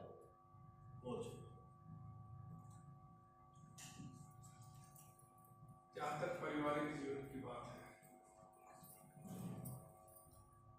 एक तो पारिवारिक जो जीवन है उसमें बहुत सी ऐसी बातें हैं जो समाज में खान पान में बहुत ज़्यादा सुधार होता है। जब मेरी शादी से हुई थी उसके पहले मेरी मास्क, और कुछ दिन के बाद फिर मैंने उसको छोड़ दिया, क्योंकि जब परिवार के साथ रहना है तो फिर वो सामंजस्य तो बनाना ही पड़ेगा ना जिंदगी। बाकी बहुत सी बातें जब इस तरह की बुराई है अपने आप ही छूट जाएगी, तो आपका जो शरीर है उसमें भी थोड़ी सी शुद्धता आ जाएगी। बाकी जीवन में जब हम साथ रहते हैं आपस में, तो एक दूसरे की अच्छाई बुराई का पता भी लग जाता है, साथ में रहना है, तो इससे जो है बहुत सी बुराइयों का, जब भी मैंने कई बार देखा, जब ज़्यादा हम दुखी हो जाते हैं, ज़्यादा चिंता ज़्यादा स्थान ले जाती है, तो आश्रम में चले जाओ, 10-15 मिनट लगा लो वहाँ पर जाकर, बाकी चिंता आश्रम में भी ना जाओ, आप आश्रम के नजदीक से गुजर जाओ, 2 मिनट इंतजार हो जाओ, समय नहीं लग सकता। मैं जब भी पहुंचा जाता हूँ, जब भी आश्रम के पास जाता हूँ, उससे 1 मिनट पहले मैं सारी बातों को भूल जाता हूँ। और गुरुद्वारा साहब है, मैं गुरुद्वारा साहब को ऐसे महीने में एक बार जरूर जाता हूँ, परंतु उसके सामने भी जब मैं जाता हूँ तो मैं परमात्मा से, बाबा जी से यही कहकर जाता हूँ, मुझे आपने इतनी बड़ी ताकत दी है, इतना बड़ा आशीर्वाद दिया है, मुझे अगर किसी का आपने अच्छा करने की इजाजत नहीं देनी है तो बुरा करने की इजाजत नहीं देनी।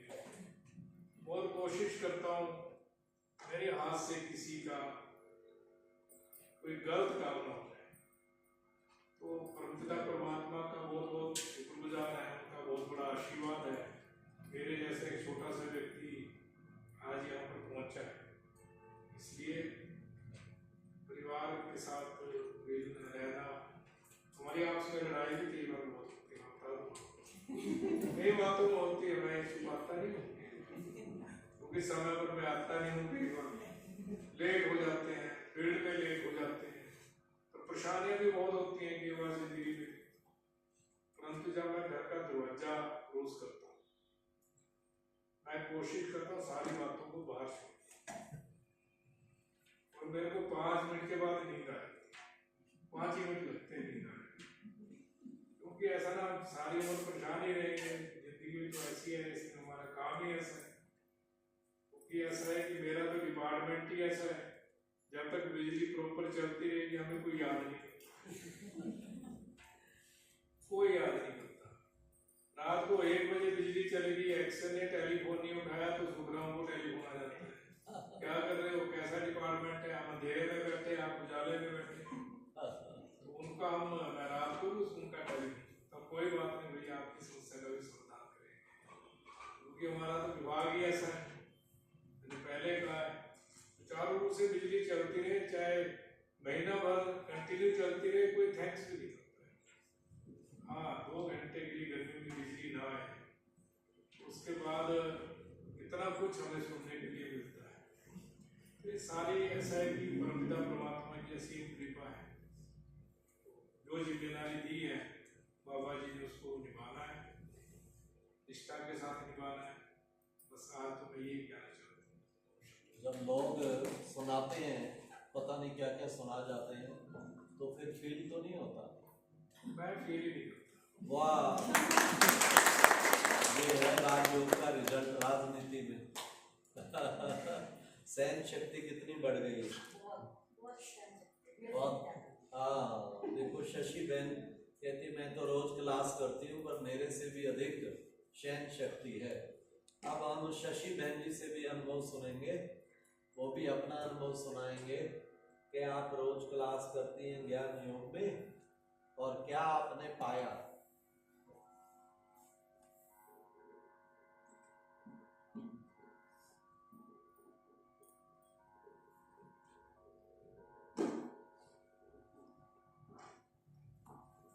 शांति।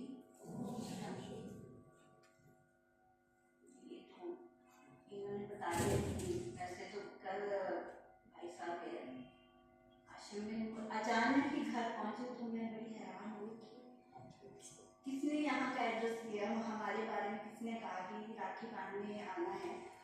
इन्होंने मुझे भी पहले कुछ नहीं बताया, मैं किचन में खाना बना रही थी तो अचानक आए, तो बच्चे बोले मम्मी दीदी आए हैं, आश्रम वाले दीदी आए हैं। अचानक कैसे आए, तो बाद में पता लगा कि चौधरी साहब उनके यहाँ गए थे तो वहाँ बैठे थे, उन्होंने बोला कि हमारे यहाँ चलो। मेरे को बड़ा अच्छा लगा।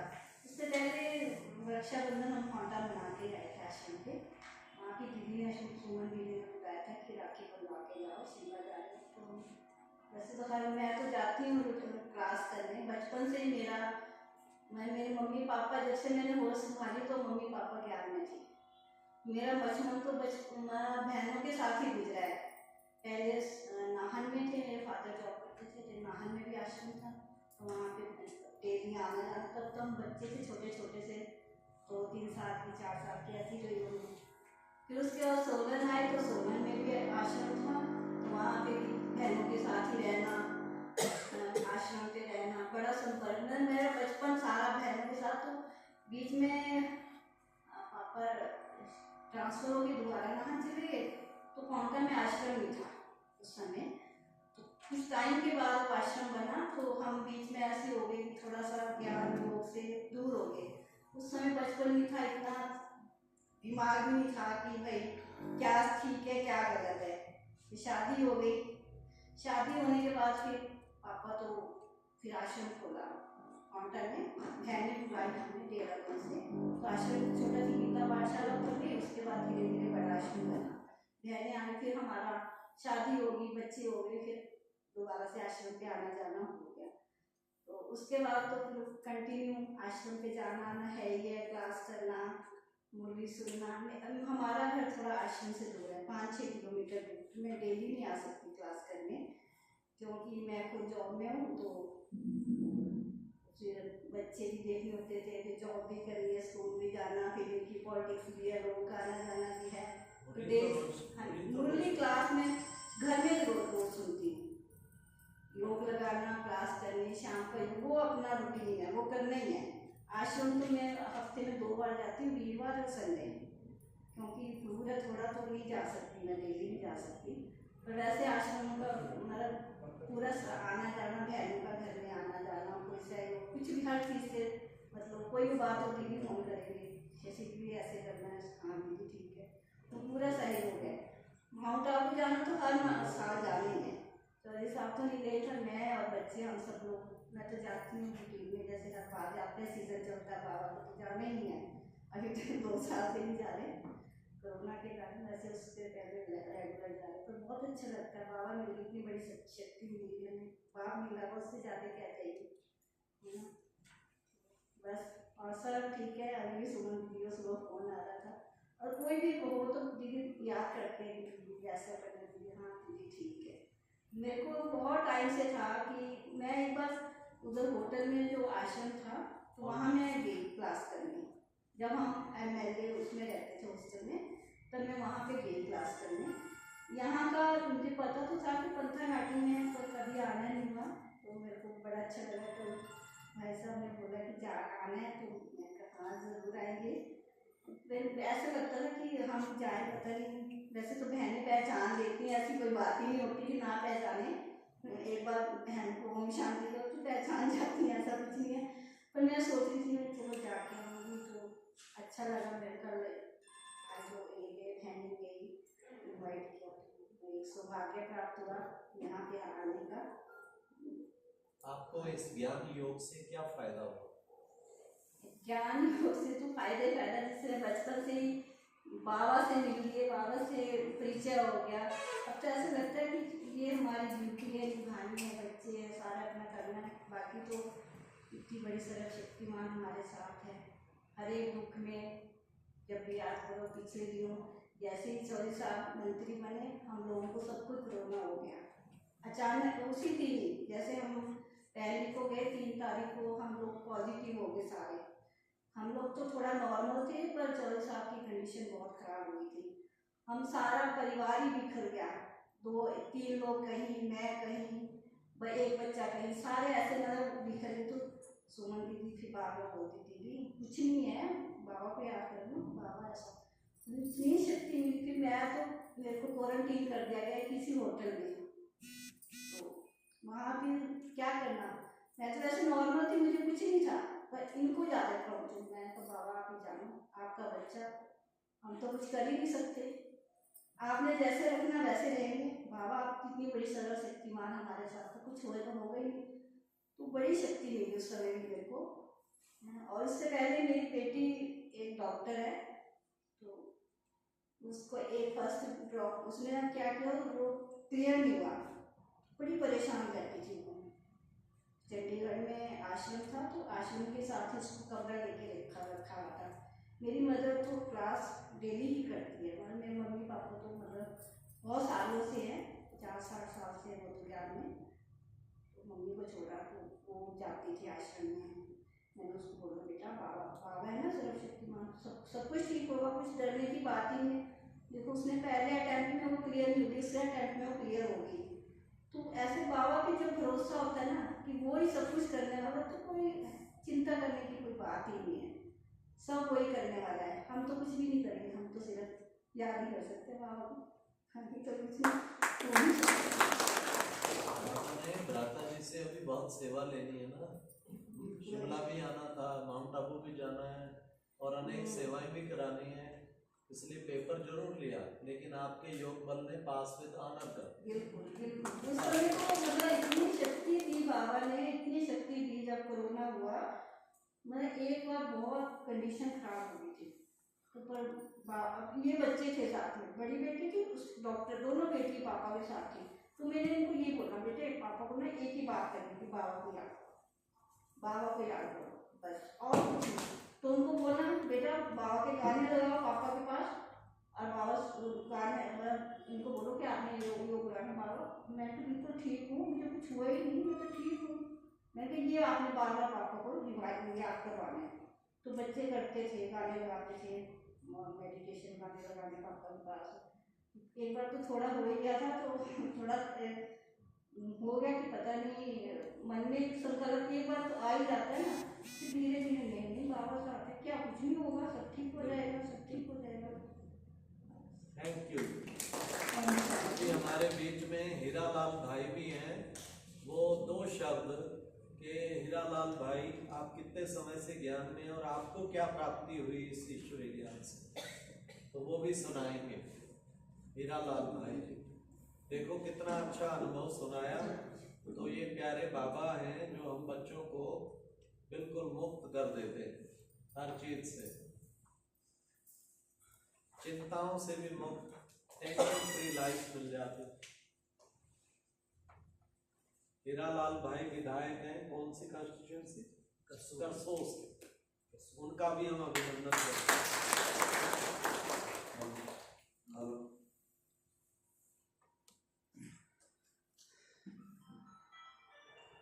ओम शांति।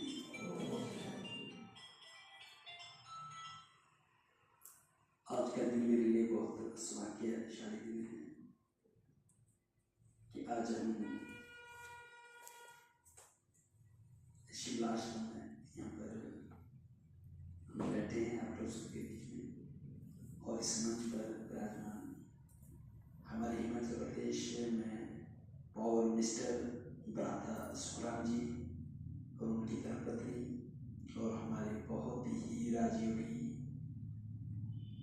भ्राता भाग्यभूषण भाई जी, रजनी बहन जी, पीके रजनी बहन जी, और सभी इस योग भट्टी में आप सभी यहाँ पर योग भट्टी का आनंद ले रहे हैं। पिछले का रक्षाबंधन का दिन था और मैं सुबह ही पीस ऑफ माइंड डेली में क्लास प्राप्त करता हूँ, तो उसके बाद और भी कार्यक्रम चलते रहे रक्षाबंधन के सबके अनुभव में।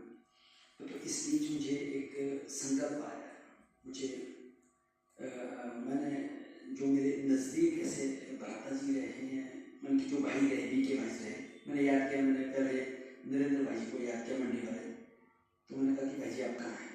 बोले मैं तो माउंट आबू जा रहा हूँ योग भट्टी में। चलो बहुत बढ़िया है, आप वहाँ का अनुभव हमें सुनाना है कि माउंट आबू जा रहे हैं। और दूसरा मुझे संकल्प आया कि भाई भाग्यभूषण भाई कहाँ हो सकते हैं, कैसे, मुझे ये पता नहीं था कि ये शिमला में है। दूसरा फोन मैंने बुलाया, जैसे मैंने फोन बुलाया तो उन्होंने एक कभी फोन उठा दिया, भाई जी आप मैनचेस्टर पानीपत होंगे सोनभद्र कहीं के? बोले मैं शिमला। मैं तो मैं बहुत खुश हो गया, बोला मैं तो भाई करसों में हूँ, तो कल 1 बजे ठीक है पास पहुँचूँगा मैं, ऐसा मैंने कर संकल्प किया था। और आज चलो आप लोगों के बीच में यहाँ पर पहुँचे हैं, और मुझे खुशी है कि भी अपने पावर मिनिस्टर भ्राता सुखराम जी भी हमारे बीच में है।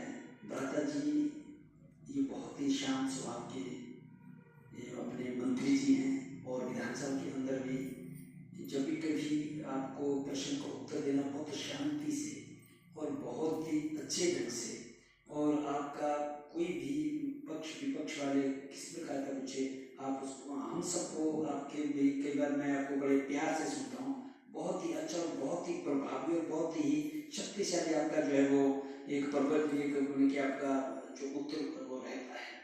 और मेरी बात कई बार संकल्प है कि आप कहीं ना कहीं बाबा के बच्चे होने चाहिए। आप तो पहले से ही बाबा के बच्चे हैं, और आपकी युग पहले से ही जो बाबा के बच्चे हैं और मुरली सुनते हैं, और इस राजयोग के माध्यम से आगे बढ़ रहे हैं, और भ्राता तो और भी आगे बढ़ेंगे मैं ऐसा समझता हूँ। और इनसे हमें बहुत सारी ऐसे विधानसभा के अंदर भी प्रेरणा मिलती है कि एक शांत प्रिय अच्छे और जो एक सब्जेक्ट की तैयारी करनी चाहिए, और बहुत अच्छे तरीके से तैयार करके आप विधानसभा के अंदर भी वो सुनाते हैं। और मुझे खुशी है कि आप भी इस संस्था से जुड़े, इसीलिए मुझे बहुत अच्छी प्रसन्नता हो रही है। और बाकी जो अपना अपना अपना हम तो चले हैं। अच्छा भोले बहन जी, आपने क्या पाया, तो क्या परिवर्तन हुआ? हाँ, बचपन में मैं तो आर्य समाजी थे, हमारे गांव में एक आर्य समाजी का एक आंदोलन चला कि भाई नशा मुक्ति होनी चाहिए, उन्होंने नशा आंदोलन चलाया, हमारे गांव में थे कि बीड़ी सिगरेट या भाई शराब वितरण नहीं होना चाहिए। मैं हम तो भी 4-5 के बच्चे थे, तो छोटे छोटे बच्चे थे जो हमारे सीनियर थे, उनकी क्लासें उन्होंने लगाई, यज्ञ क्या कि भी इस प्रकार का जो है भी जो बीड़ी सिगरेट वगैरह नहीं होती, ऐसा एक आंदोलन चलता। और हमारे गुरुओं ने बीच में खींच करके करते करते आप जो 9-10 पढ़े, तो हम उनके साथ रहे, उनके बीच में रहे, ठीक है, हमने उनके साथ प्रचार करने के लिए क्या रहे, इस प्रकार का नशा मुक्ति देना ये सब कुछ होना चाहिए।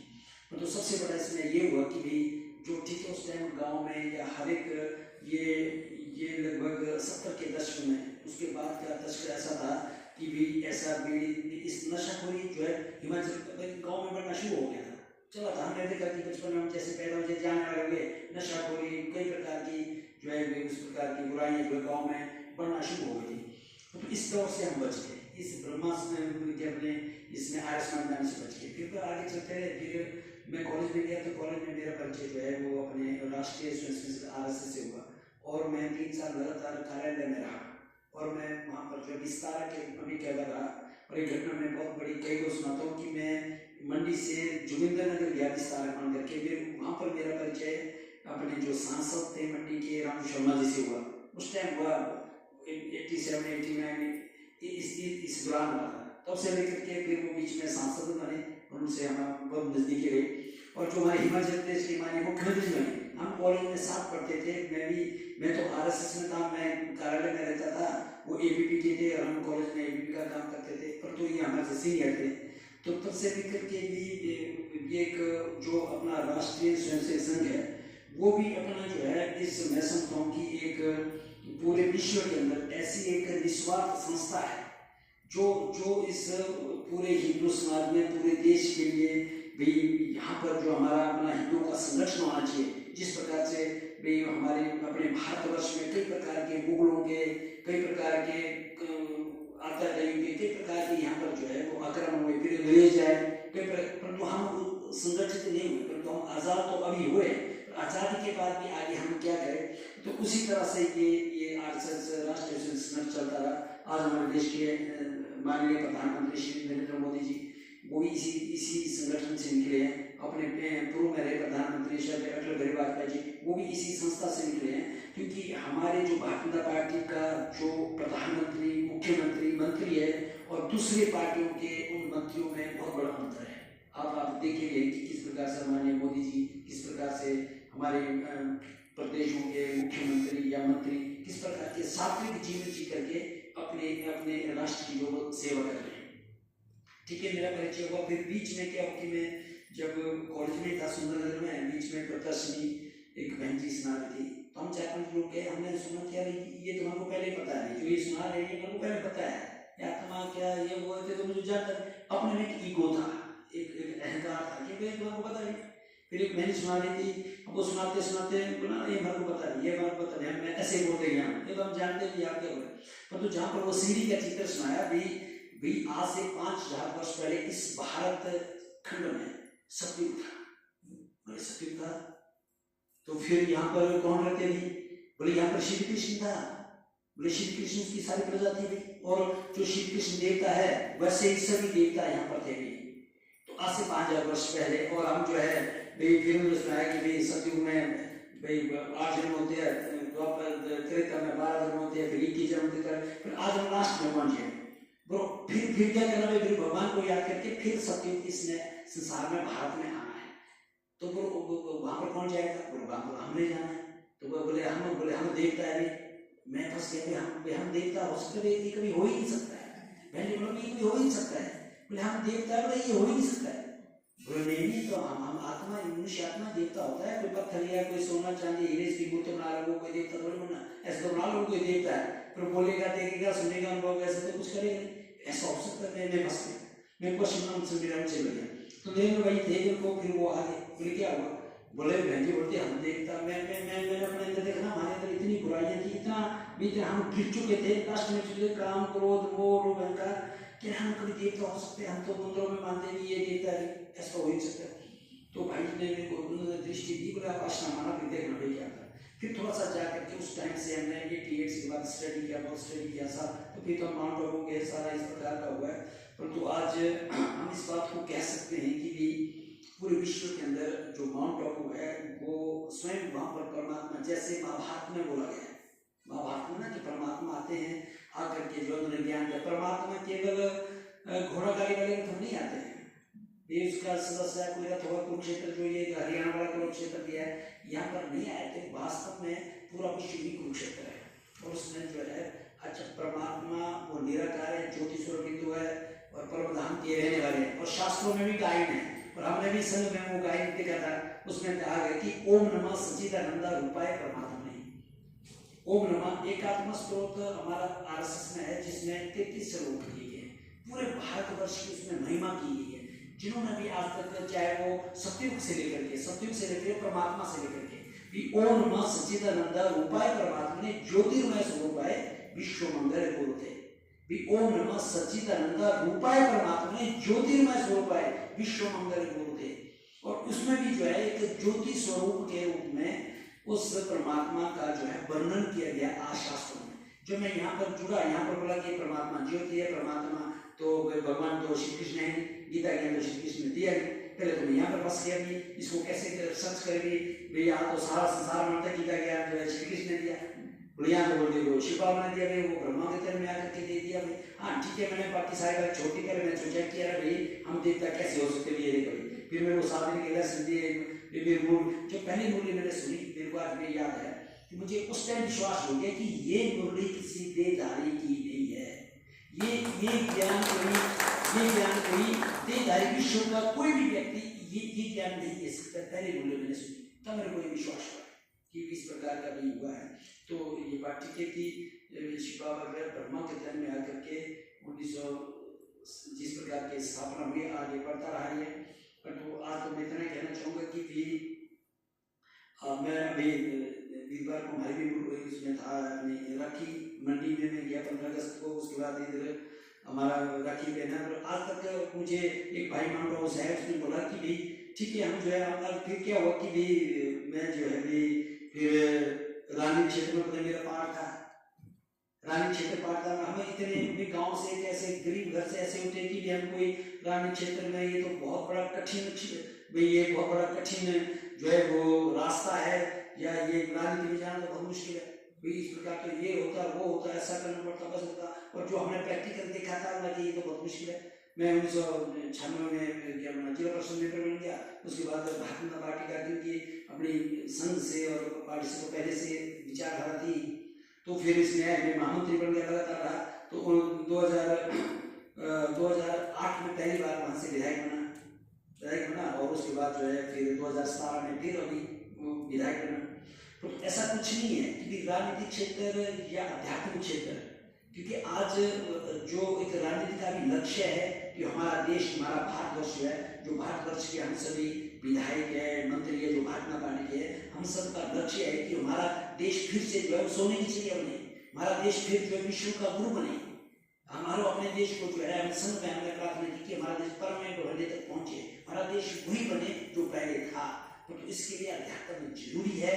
जो प्रजापिता ब्रह्मा कुमारी ईश्वरीय विश्वविद्यालय की जो ये है, वो जो हमारा लक्ष्य है, वास्तव हम भी चाह रहे हैं, पर तो वो जो वास्तव में स्वयं परमात्मा आकर के वो आ चुके हैं, आकर के प्रजापिता ब्रह्मा कुमारी ईश्वरीय विश्वविद्यालय में वो ज्ञान दे रहे हैं कि वो सत्युग के लिए वही फिर उसी सत्युग में जिसके लिए हम भी चाह रहे थे, है ना।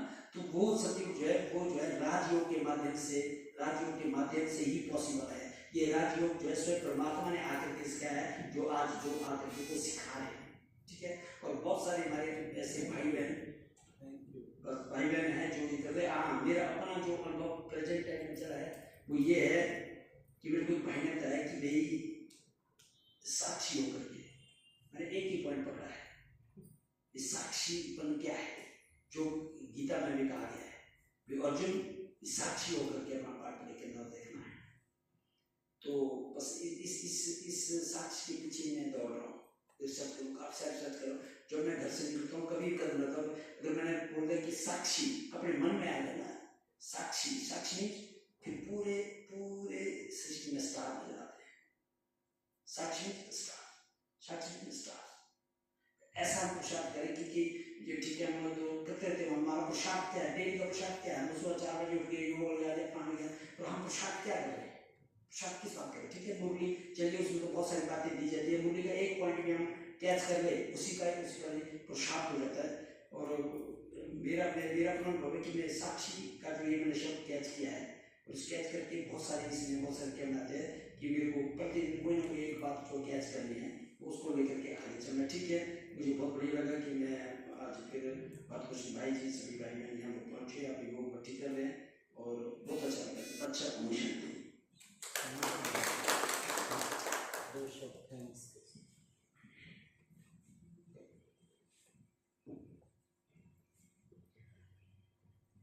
ओम शांति। बहुत बहुत धन्यवाद। भाई जी ने अपना भी अनुभव अपना शेयर किया, बहुत अच्छा लगा। और आज हमारे बीच में आए हुए मेहमान पावर मिनिस्टर भ्राता सुखराम जी व उनका परिवार, और साथ में हमारे बहुत पुराने ज्ञान में चलने वाले हमारे विधायक हीरालाल भाई जी, आपका सबका बहुत बहुत स्वागत है हमारे इस ईश्वरीय प्रांगण में। आप यहाँ आए और यहाँ आकर के आपने इस सभा की शोभा बढ़ाई, हमें बेहद खुशी है। और साथ में इतनी दूर पानीपत से भारत भूषण भाई जी ने भी समय निकाला सेवाओं के लिए, इनका भी हमें बहुत दिल से हम सभी मिल कर के थैंक्स करते हैं, बहुत बहुत धन्यवाद है। और हम चाहेंगे आगे भी भ्राता सुखराम भाई जी आप यहाँ आए, और क्योंकि अब तो आप बाबा के अनन्य रतन हो गए हैं, विशेष रतन बन गए हैं, बाप दादा को आपने पहचान लिया, तो अब तो आप इस परिवार के सदस्य बन गए हो और आपका पूरा परिवार ईश्वरीय परिवार बन गया। तो अब तो हम सब एक ही अलौकिक परिवार के हैं, इसलिए हम चाहेंगे कि आप यहाँ आते रहें और यहाँ आकर के हम सभी का ऐसे ही उमंग उत्साह बढ़ाते रहें। Thank you. आप आए और शांति। और अभी प्रोग्राम के अंत में जो भी भाई बहन यहाँ बैठे हैं सभी ईश्वरीय टोली लेके जाएंगे, प्रसाद लेकर के जाएंगे। और जो भी हमारे मेहमान आए हैं अभी हम नीचे बैठेंगे, अभी जो है आपसे हम मिलेंगे और साथ में आप आए हैं ब्रह्मा भोजन स्वीकार करेंगे। अच्छा, ओम शांति, ओम शांति।